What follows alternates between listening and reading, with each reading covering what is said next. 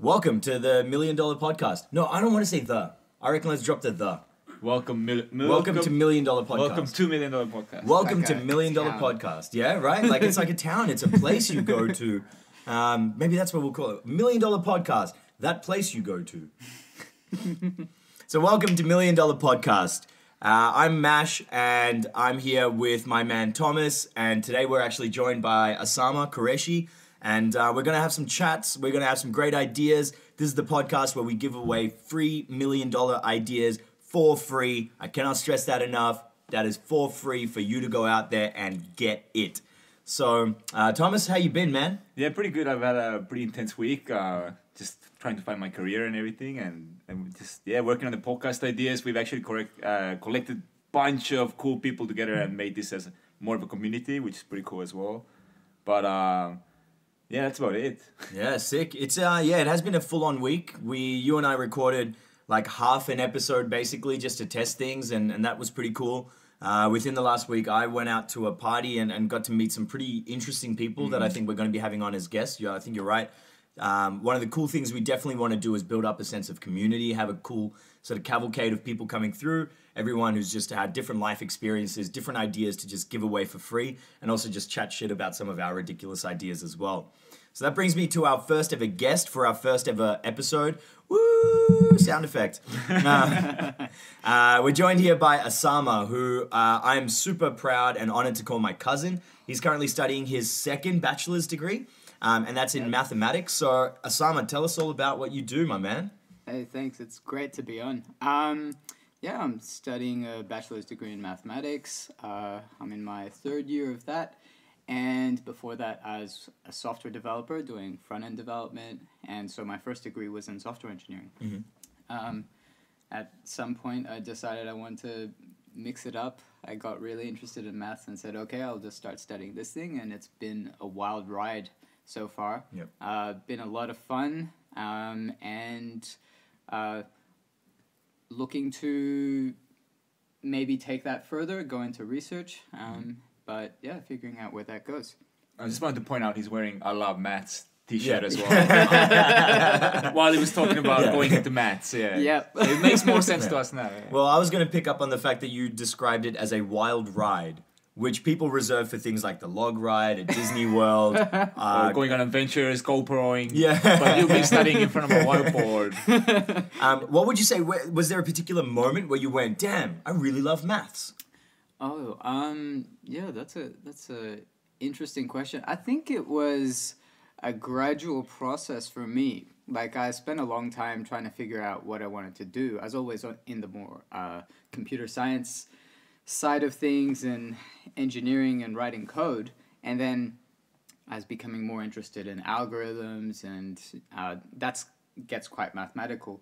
And then I started becoming more interested in physics. And so I was reading about like Einstein's theory of relativity and electromagnetism and doing stuff like that. And then at a certain point, I was studying more and more maths. And I was like, maths without the physics is even better. And so it's like a process of just understanding new ideas. It's learning new concepts, and it's a new way to think every day, all the time. So everything you learn feels like you're expanding your mind just a little bit more. Yep. So it's, I said it's a wild ride because I think it's a wild ride mentally. You have to really put your head into it sometimes and try to understand what's going on, and like it can be stressful, and you can have highs and lows. Just outside your comfort zone the whole time, just kind of mentally. Yeah, it's like 99.9% frustration, and then like 0.1% feeling good, and then you are just frustrated again because now you're learning the next thing. That's right. But it's rewarding. It's rewarding the whole way through. That's awesome. I like that you were in the air, you were just drawing a graph of frustration versus satisfaction. 99.9%. What was it, 0.1? You give me a pen and paper and I'll work out the gradient. What is the function of like satisfaction to frustration? Yeah. How quickly do you drop and how quickly do you That's really more applied mathematics, though. I'm more into the pure side of things. That's one for the maths nerds out there listening. No, that's sick. So, all right, so coming into this podcast, I guess rehashing a little bit, like the reason that we're here, the reason that, I definitely wanted Asama to be a part of this, we're people who are kind of in our prime, physically, mentally, spiritually, emotionally. It doesn't mean that we're without, flaws in any of those domains. But we're just constantly churning out new ideas. Every time we sit down to dinner, especially you and I, Asama, like with our brothers and cousins, we tend to just spitball ridiculous things coming out. Even last night at dinner, one came up that I'll actually leave for Mars when he comes on this show. But his blender idea and how that kind of evolved.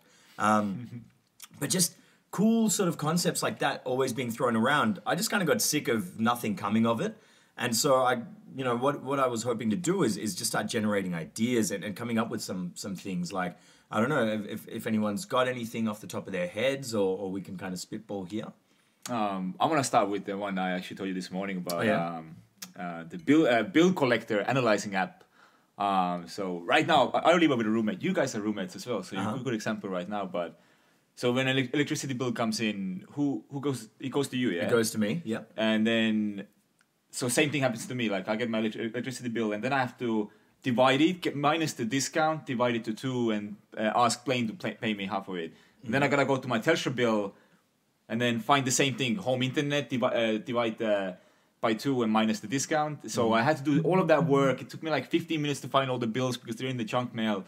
But the bill analyzing app you give it access to all your email accounts, and it actually finds and tries to track down the emails and collects them all in one place. And it's like you can have graphs there of what's been your average spend in the last 12 months. Then you can add friends. We can take it to the next level. You can add friends. You can have a little community. You can see what your friend's house is paying for the last 12 months, what company they're with. So that's where you can start getting ads in, and like Origin Energy can do their ads, like, look, like half your friends are with us, like sort of thing. So that's what I brought up, yeah. Because these days a lot of those kind of things are automated, like Origin or whatever, they're sending out bills every month or so, like on this automated process. Yeah. So it's like everything's in place for us to have a system there that just puts it together and it manages it for you. Yeah. And you should just be able to then look at it and say, okay, here's the number that I have to deal with now. Yeah. So it's like we have all the data there. We just need the pipeline to make that go through and work with that. Well, that's the thing. That's what I was like, something to analyze it sort of thing. Like I almost forgot to minus the discount and realized there was a discount on and asked that from Blaine. So I almost asked him $60 more than he actually had to pay. That's the mistake I felt like. Yeah. Like, Yeah. There's nothing he doesn't even have a copy of it. I have to go to an email, send that copy to him. So there's not a wall I can put it to because most of my bills come in email now. Go directly to junk mail. That's what the app is gonna fix. Yeah. My junk mail. That's what I'm looking for. So there's definitely something within our sort of youth culture that says, oh, it's a bill, I want to deal with it as little as possible. Something I said to you was that Google has actually started doing that. Like I've started noticing that I'll get Google alerts while I'm just out and about, and it'll come up as a notification that'll say, phone bill due on this date, this amount. And sometimes it's really rudimentary. Sometimes it's actually wrong. So it's picking up the incorrect figure from the bill. Right. Generally, the analysis is pretty good because the bills are structured for that way. They're mostly made to be idiot-proof. I mean, we've worked in telecommunications. People have come in and gone, why is my bill this much? And we're like, you're pointing at a figure on page 3. Look at the main page. Look in the first box, and it tells you the amount. But there's some kind of analysis like that happening already to try and combat the fact that people don't check their emails enough. I mean, I know I've got about 4,000 unread emails. So having that kind of analysis would be cool. But what I was really interested in about this idea is that social element. So can you pin these up and put them up with your own username or with your own picture or whatever to share with your friends, compare pricing? Because you kind of want to pitch this to those companies, right? To the energy companies, to the phone companies. I think this would make them run like hell. This would get them really upset because now what's happening is every month my bill is better than Thomas's bill because I've got company A and he's got company B. So he goes, well, I'm leaving company B, going to company A because I can see, it's demonstrated there. Or if we're on the same company and his bill is lower than mine, I go and complain to my guys, why is this bill lower? So I think it'd be really interesting trying to get that data and get that resolved because these companies Won't probably help us scatter that data at all. at all. They would find ways to like block this app. In theory, you know, they would go the other way with that. Yeah, right now, like if you wanted to do something like that, it's basically in the hardest way possible. Like you got to go to your neighbor, you'd have to ask them, "Hey, can I see your bill?" And then you got to work out the usage and The rates minus the discount. Yeah, Minus, like people people are private about their bills and stuff, which is Yeah. weird. Like you shouldn't be about the electricity. We're in the same team. We're both getting used by the government. Let's try to fight against them. Yeah. How much do you pay? and then you can also add in things like, okay, we've got a 4-person household and you've got a 3-person household. So who's being more cost effective? Like, does this make sense? And that can also tell you if you need to then change up your energy usage. I'm sure electricity companies charge everyone by the proper rate, but it'd also be good to know how much everyone is being charged. You know, if there's something weird happening, if there's a mistake on your bill, like you got charged X more, there's no way to know at the moment. You just kind of say, okay, well, I'll pay it. How often do you pull out the previous month's bill and look at the new bill and go, am I still being charged 33 cents per kilowatt hour? Yeah. Never. I look at this one at most and go, oh, okay, that's the rate. The maths adds up. That times this many kilowatt hours, sure. But I don't know if my rate is meant to be 33 or 86 or 12. But no one knows what charges they have on their bill. Like working at Telstra, and people coming with bill payments, they have no idea what they're paying for. Yeah. There's Apple Music subscription. I always have to ask, you know, you using this? Never even had an Apple product. I'm like, wow, okay. So you're being charged $12 a month for 4 years. Did you know about it? They had no idea. What would be really interesting for coming from like a software perspective, like one thing you like to do is like take large swaths of data and just then make nice looking graphs out of them. And so you can say, if you have enough users from all around the world and all the services they're connected up to, now you can start seeing trends. Okay, people in this country use this service a lot more, people in this country use this service a lot more, and you've got that all kind of aggregated in one place, and you can also kind of see what's competing against what. I think that's that next step up from the social element. Is now it's anonymized, probably because you don't want someone on the other side of the world knowing how much you specifically pay, but someone with this company in the similar locale, same number of people in the house, you could probably have anonymous stats of just like, there's this family, they've got the same usage profile as you, but their bill comes out $50 a month cheaper. And then you can compare the data points. All right, well, maybe it's the times of day that they're using things. I don't know how specific you can make the peak and off-peak times, and the kinds of rates they're getting. But I think there's a lot of room within that one. And there you go. There's one free idea for a sick app to analyze your bills. What's something would you... Okay, so I guess we're calling it the $1 Million Podcast. How would you make money from that app?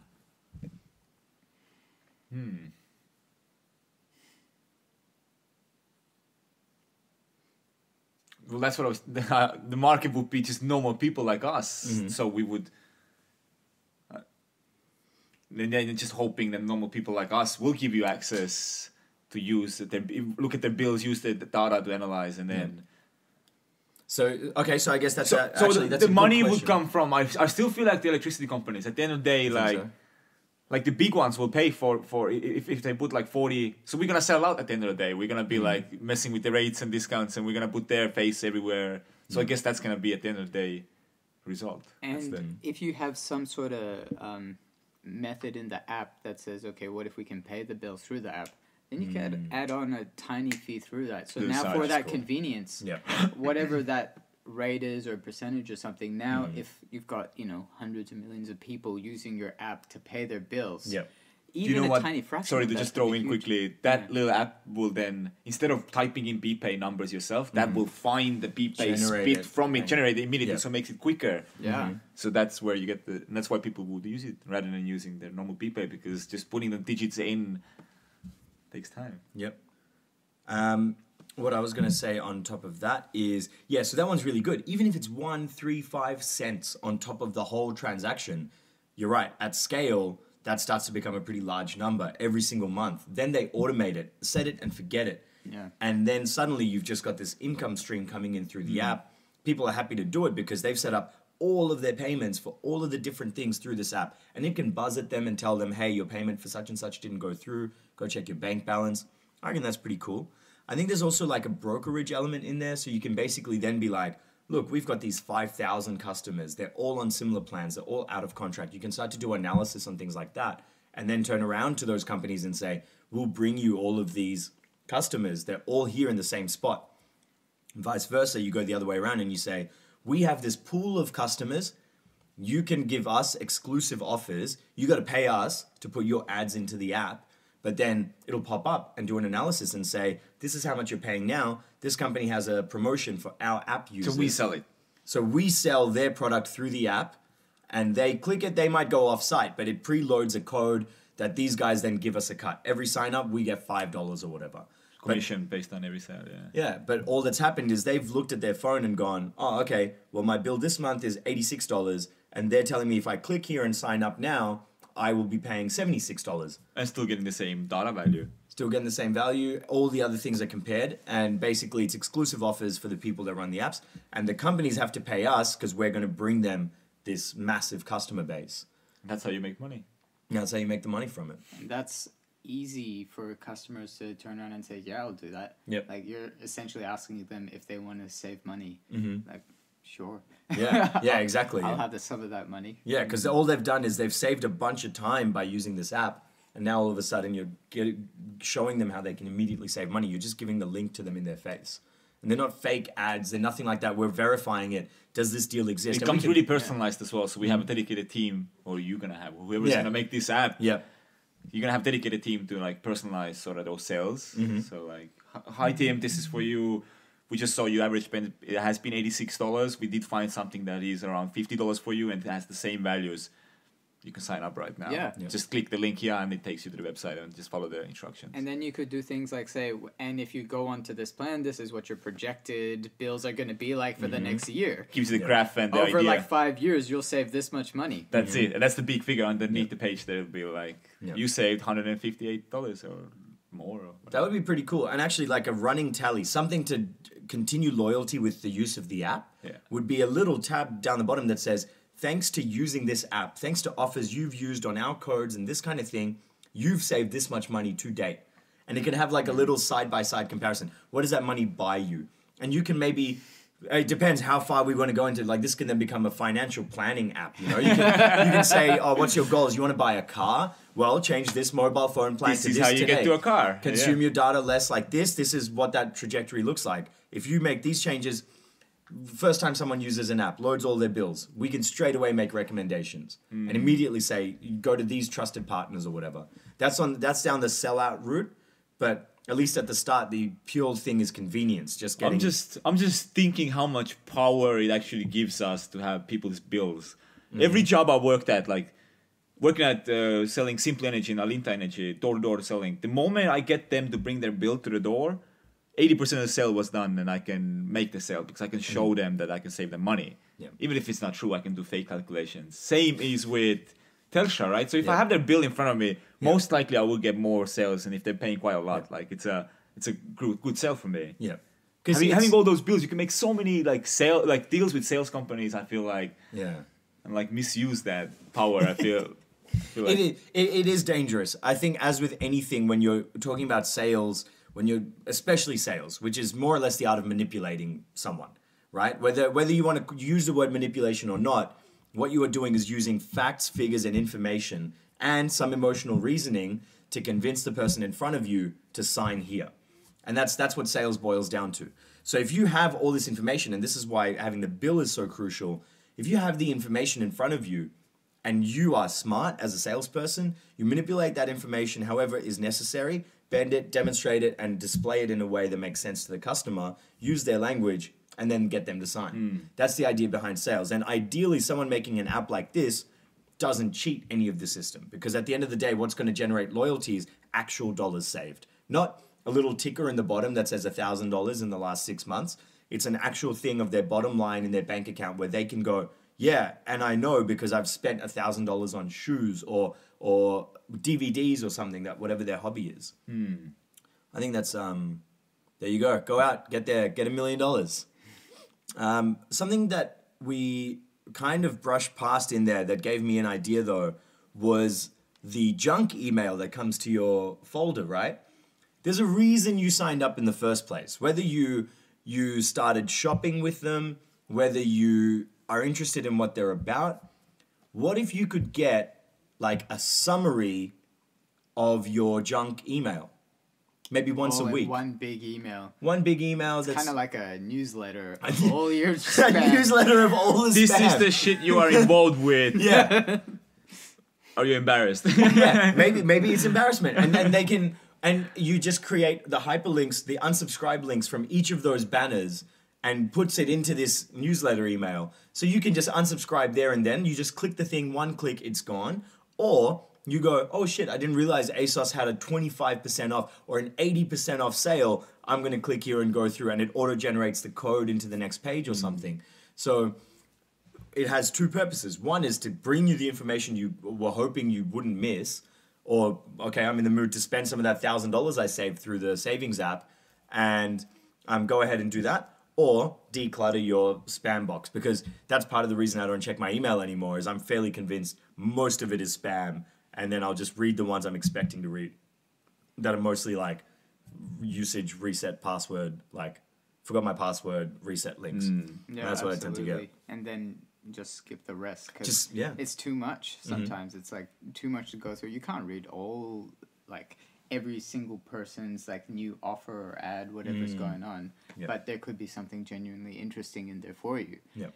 And if I can skip ahead to the money making part, this is probably the easiest one to monetize as well, because now you can just say, oh well, we're now giving you clicks to your website. They clicked through us, through our newsletter email. Yep. So that's easy leverage to say, okay, well then like get a cut of the advertising money out of that. Yeah. Nice. Yeah, that one's pretty solid. In terms of a coding element, I guess the question comes to mind, do you reckon it would be easy to create a landing page in between that still then bounces onto the unsubscribe link, for example, or even onto the commerce page? That would still maintain that reference from the email. Because you know how when you click on a link in an email, it tells them href or whatever came from the email. Do you reckon it'd be easy to make a landing page in between where you capture those clicks and can on-sell them? Yeah, absolutely. Yeah. Like there's all sorts of ways to track that kind of stuff. You can just go straight to the other page, but have a little tag in the URL, and that instantly says, okay, they clicked through this thing. Right. But then it's seamless. Like it's as if they were going to click on it from whatever the original email is. But they didn't. They clicked through our thing. Yeah. Cool. Yeah, I guess what the question for me would be is how do you organize this to happen? So people are using different email clients, and you know, I'm using Google Inbox, so you've got your emails coming in. I guess you need something that goes through and sweeps it and then puts that all into one big email itself without notifying you during that process. Yeah. Or maybe you could have something that you go to a web page and you say, yep, make everything into a newsletter, and it goes, trolls through your inbox, finds everything that you're subscribed to, unsubscribes you from those things, but has those emails go to another address, which aggregates it and then sends it to you. Nice. Okay, I'm with you there. I like the idea of it unsubscribing you as well in the one go. Ooh, surely even that in and of itself as a tool, if it doesn't already exist, should exist. The unsubscribing thing. Yeah, just the mass unsubscribe from everything. You can even probably delegate a lot of, like Google's pretty smart. So Google picks up on it being spam or marketing emails and puts them all in a separate folder straight away. And that's the one that has 2.5k emails in mine. If you built a tool that just went, okay, where's that folder? Just show me. Okay, cool. I'll read it. Come back and, it's done. Because 5G internet, I guess. Yeah. And you could even say, well, list out everything for me easily. And you might even see some stuff you're like, oh, I didn't even realize I still subscribed to that. And you can choose which ones you don't want to be subscribed to any longer and leave the other ones. Yeah. I like that. The issue would be privacy. So a lot of people would say, well, do I want some to software. allow some sort of software to just go through all my emails and have access at all times. Well, like Google does already have that, I guess. Yeah. But you're now allowing a third party to do it. And so, I don't know. If there's some way to get around that or safely How does Google know to notify me of my bill? Does it get it through Telstra 24/7 app, or does it get it through Gmail? Gmail analysis. The same Gmail way. junk mail analysis. The same way that your flight. So there's something It's that already being done by Google, which you signed on into their end user license agreement, right? Where you said, I want to use this product for free, which I remember like 10, 15 years ago seeing little cartoon piggies of just like life at Facebook. And it's just them saying, how great is it? Everything gets given to us for free. And it's pigs living at an abattoir. And it's basically like, if everything is free, then you're the product. And that's basically what Google's model has been probably since the start. And now we're starting to appreciate that really, because we see that they're embedded in every element of our lives. This podcast is currently running off of a Google Drive document.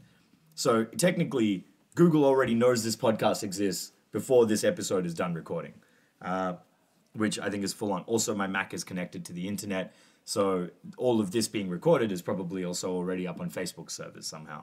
already being analyzed, used to target ads at you. Yeah, exactly. we're going to get ads for ad blockers. I think that's what's going to happen at the end of this. That's pretty full on. I think I like that. I like the idea of a bill collector app. I think we've explored that one pretty well. I also like the idea of an ad for an ad blocker. Right? Oh, it would be really cool if that ad came up when you have an ad blocker and the ad was simply like, think your ad blocker is good enough?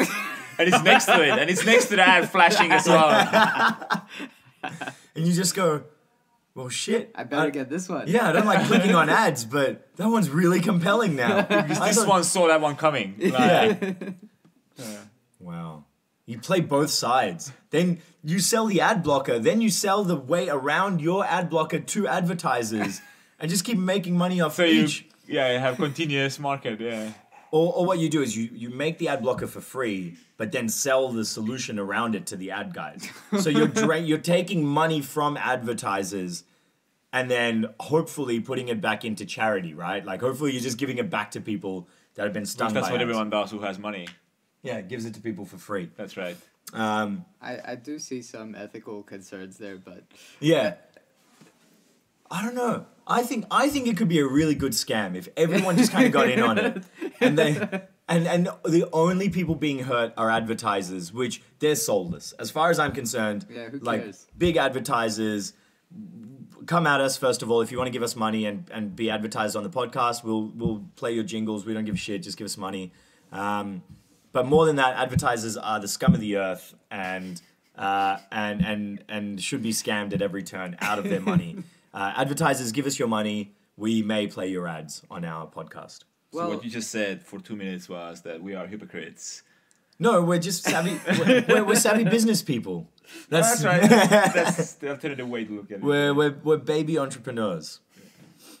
One idea I had that was one of the ones that like steamrolled me into making this podcast was actually inspired by what you do, Asama. Like you spend a lot of your day studying, working with numbers, formula, and all that kind of stuff throughout the day.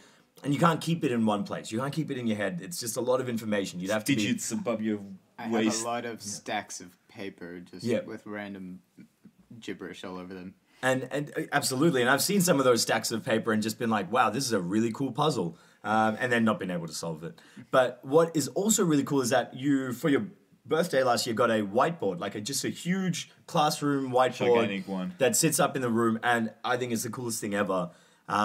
And then kind of inspired by that, I was starting to think about the idea of like, all right, I want a whiteboard as well. I'd love to be able to like stick a picture on the back of it, be able to draw in front of that picture, or if I were writing lyrics, then be able to put those somewhere. And what I wanted to invent was a magnetic see-through whiteboard that basically could then operate in sort of multiple dimensions. I could project onto the wall behind it, then draw in front of that projection, stick things magnetically in front or behind that would then be able to be drawn over without marking each of them. some of this is now redundant because we have those smart Digital, whiteboards. yeah. You know, we live in that era. But before we get to digital smart whiteboards in every classroom, would it be possible to create a glass whiteboard that's fully see-through but still able to be magnetic? Yeah, I think Kmart so. will get onto it easily and put like you got like 4 different layers as well. You can pull it down and then it's whiteboard, normal one, then it's blackboard, and then it's the see-through, and the fourth or fifth one is whatever Bluetooth smart digital one that you want to use it. Yep. I reckon, yeah. Yeah, I think so too. Like, I don't know exactly how it would have to be engineered, but it sounds like it's something that should be possible. Like, if you've got some kind of conductive material in the glass, maybe like spaced out so the thing is not blocked all over. Yep. Then if you put up a magnet to that, then it'll still be attracting to that. To the conductive material that's in Yeah, there. so you just have like metal throughout it or something. It sounds like you should be able to do that. Yeah, because that was one. Well, I guess I had 2 ideas for designs. One was either a mesh that ran through it that was either really thin but quite concentrated, so thin metal quite concentrated, or like a dot matrix of highly conductive metal particles. So not so much that it would interfere with what you're drawing or writing, but still enough that they're maybe 2 centimeters apart or something. And when you stick a magnetic thing on top, it'll stay stuck in place. What would you use it? Would you use something like that? Absolutely. Well, the whiteboard I have now is already magnetic. So what I'd like, it would look cool. Definitely look cool. What I'd need, I guess, is like, okay, well, what's the advantage of it being see-through? For me, can I just... Yeah, For me, first thing I have is... I would love it because I'm pretty bad at first goes. Like on anything. Let's say I have a sheet of paper that I have to analyze and quickly give feedback for someone. Or fix their grammar or whatever. Or fix the numbers or math. Using that, putting it behind and using it and messing up a few times and going over lines and whatever. Yeah. Like having another go at it, just push it aside, try another one, and I went through, I messed up here. That's where I'm gonna focus. Whatever, do you know what I mean? And you don't have that problem because you're pretty good at first goes. But for me, that's what I would go immediately. Do you know what I mean? Yeah. That's what I was thinking. Yeah. Yeah, I'd use that as well, actually. Because for classes, I've got tutorial sheets and all that kind of stuff, and so I'm You don't want to mess over- them up, so sometimes you can just you want to Yeah. show something, explain something, But it'd you be still nice have a, to just like make a mark on it, make a note that says, okay, I want to note this thing on that, and just have that up there, and I can write all around that as well. Yep. And that was the purpose of it, wasn't it? Yeah, for me, it's that exact purpose that you can stick something up on the back, do all the markups, all the little edits and things you want. For me, the see-through element is to add more dimensions as well. So I can foresee, for example, having it up in front of a wall, and the wall might have a projector that can come onto it, you know? And that projector might actually be mounted on the back of this whiteboard that, you know, does it on a trapezoid that projects properly or something. But basically then that way you can draw in front of the projection and still have the information in the back, the one in the front, basically meaning that you can stick a magnet on the very front, draw on and around that magnet, then you can have the drawings on the whiteboard, then you can have the drawings over whatever's magnetically stuck to the back of that whiteboard, plus whatever's projected behind. Coaches, football coaches, basketball coaches would use that to like on a running. They have a footage of a game. They can sort of. Is that? Yeah. Yeah. They can do lines. You see that defender? Press play right there. Like you put a line there immediately, Yeah. but you can't do it on a projector board. Like you just ruin a whole. Like, I don't know. That would be really cool. And actually, the next step there is even those smart whiteboards. How much money do, say, amateur sporting clubs have? Would they want to invest in something like this, where they can say, well, we don't want to buy an $18,000 smart whiteboard for the locker room, but if we had this transparent, well, and the magnets would be cool actually, because you could then have little cutout magnetic dudes of the team players and stuff like that running around. Cool. Magnetic whiteboard. I reckon that one would go okay. I think it'd take a while for it to get to $1 million, because the idea would be to sell them. You want them to be almost as affordable as a regular whiteboard. Yeah. Otherwise, you're taking away from the wrong end of the market. Yeah. You're basically saying this is to replace one of the dangers Well, I guess what it can have is like a panel that comes down at the back, because where your whiteboard is situated now, a clear whiteboard would be almost useless to you because it's quite a messy area behind it. So a clear whiteboard, you'd lose the text and the clarity, whereas white on black, nothing really beats that contrast for reading and information. So you definitely need some element that you can just kind of draw down behind it. It comes with a free curtain. Free curtain. Nice. That's it. Yeah, there you go. There's the sales pitch. Yep. And then you hang it. You give him a needle or a nail just to chuck it in. Hang the curtain and that's it. Even just on the back of the whiteboard there. Yeah. All right, sick. Any other ones? Does our guest have any ideas he's come up with? Okay. One of my friends had this idea. I hope he doesn't mind me talking about it on the podcast, but I thought it was pretty neat. It's an idea for a T-shirt, actually. Okay. So you know how we have around rural Victoria all the fire hazard signs. It's like, okay, fire danger today, low, medium, high, very high, like extreme. Yep. Yeah. That kind of thing. So imagine that kind of thing on a T-shirt, and you've got an arrow that you can use to move it around. But then it says, how much do you want to sleep with me? Low, medium, high, walk up to you extremely and, high. and move the needle in whatever.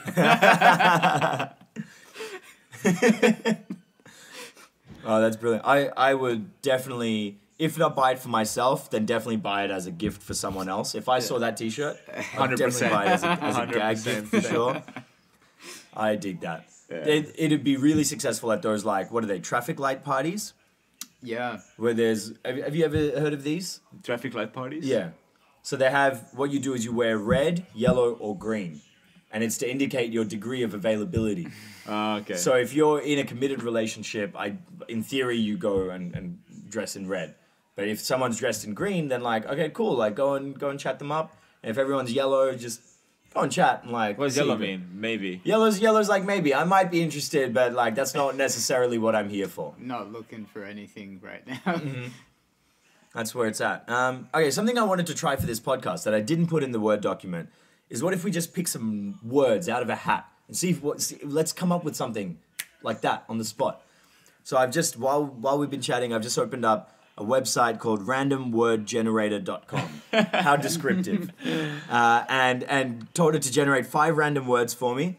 So it's given me room, ball, expression, panel, drag. So I'll just put that one there. Room, ball, expression, panel, drag. And now we have to... Using any of that, what do you get the gears turning? What do you think? We can put in like the Jeopardy thinking music soundtrack. The moment you said room, I started thinking about panic room. Like, oh yeah, how come not many enough people have panic rooms in their house? Okay, to escape from a zombie apocalypse or Putin or yeah. One of those Donald Trumps or one of those people goes crazy because they got too much power. On a click of a button, they can destroy all of us. Yep. So panic rooms. All right. Well, what would you have in your panic room, Asama? I don't know what I'd have in my panic room, but A see-through whiteboard. Okay, definitely need one of those. Yeah. But a friend of mine who's from South Africa, he actually did have something like a panic room because there's high crime right there. Oh yeah. And so you can go into a room, press a button, and bars come down. Did you see the room? No, I haven't been there. He was telling me about it. And what they had outside the room was a TV. So something big and valuable that they can just take away with them if someone comes to steal your stuff. Yeah. They take the TV, now they're not interested in you anymore, and they leave. Nice. It's like throwing a steak for a lion that's coming at you. Decoy. Yeah. Decoy. Oh, that's pretty sick. Yeah, that's a good feature to have. I like that. It's not actually in the panic room though. Yeah, nice. All right. Cool. What other words we have? We got ball, expression, panel, drag. Anyone here want to try reinventing the ball? Balls. Do they have enough corners? That's my question for you. Yeah, I think they've tried it. It didn't work out. And they decided to just keep it as a ball. Stick with the spherical Just, ball. just trying to go as round as possible. Yeah. That's fair. That is the concept of ball. Yeah. That's true. Well, once you add corners, you start calling it something else. Yeah. It's like a cube, A cube. dodecahedron. Yeah, it would be hard to play a game with, say, like a teardrop shaped. I guess balloons are probably the only one-cornered ball, right? Like it kind of comes to a point that's kind of like a corner, and then any more than that, and suddenly you're in sort of rugby AFL ball territory, and they've got corners, kind of. Yeah, Yeah, like a footy that's got yeah. two corners. But then any more than that, you're in pyramid territory. and Well, what about a soccer ball? Ooh, That's got yeah. heaps of corners. Well, oh, you mean the Because it's all like these Mini flat corners. Yeah. pentagons, hexagons all over it. Well, that one's kind of a dated model for the soccer ball. Like nowadays, they have these sort of panels and strips and things like that. They're not really. They're designed to be Really? as I think what was Rather it? than having like 30 pieces of that little panels, Yeah. now they have like 2 or 3 pieces. Actually, it's one piece, I think, just going together, but it's like No. rounded. Yeah. They're like fused and stuff like Yeah. that. So to reduce the effect, the impact on the curve, to make it as curved as possible. But I know that they actually had problems. I think, what was it, the 2006? Or maybe even the 2002. There was a World Cup where they had this ball called the Jabberoo. And it was faulty. It was faulty. It was too round. Is that Yeah. what it boiled down to? It was too round. And it bounced too much or Yeah. weirdly on an angle. I thought Yeah. that was like the best part of a ball. Like I thought that's what you're going for. The when roundness making is key. You know, you would think Yeah. so, but in this case, it was too round. It was so aerodynamic that a ball kicked well enough would just dip at absurd angles. So as a goalkeeper, a ball that's shooting, you think straight at your face, Yeah. at the last minute, because it's spinning that way, will just go and hit the ground and bounce and like smack you, say, in the face or something like that. Right. And just that was probably one of the highest scoring World Cups for that reason. But then also just had ridiculous wayward shots that would launch into like the top tier from a very close position, and players themselves just were confused. Like, what the hell? That sounds like if you could harness that properly, you could do some really interesting things in soccer. Mm. Like, what if you had a little motor inside that ball, and if you know how to kick it in a certain way, Yeah. and say, okay, if I kick it like this, it'll start spinning this way, like even more so. So it's like, oh, Yeah. I'll put some like side spin on it, and so it starts Oh. flying, and then it does like, a turn to the right at the last minute. So Asama did go about reinventing the ball. You just missed it, Thomas. Putting a mini motor that detects the current spin and actually accentuates that. Yeah, like amplifies it. And so So you can then, get curveballs. yeah. That would be pretty cool. That would change soccer up. Soccer wouldn't be soccer anymore, but whatever new sport comes out of it. Whatever, they're gonna name it. Okay, I think- imagine this. Everyone on the soccer team has like a little controller in their hand. That's what I was just thinking. And that technology in that ball. Yeah, and you kick it, and whoever kicks it last has control over it, and then push a button, and like, okay, start spinning upwards. And then the ball does like one of these. Oof. And then And it's in a cage. It's in a field of like Yeah. magnetic cage. Where you can run on like walls and stuff. That'd Yep. be cool. that'd be pretty sick. And then what if it was played in like zero gravity as well? Oof. Oof. I think we're inventing soccer of the future. Yeah, this is space soccer. Nice. That was good for oh yeah, we can't reinvent the ball. Thanks guys. I told you if you try, anything is possible. Which I think is a solid note to end the podcast on for today. If anyone else has got anything to add, No, that's about it. it's been awesome. Asama, thank you for being part of our first episode. Thanks for having me. This has been really fun. Yeah, it's been awesome. All right, until next time, go out and have those ideas.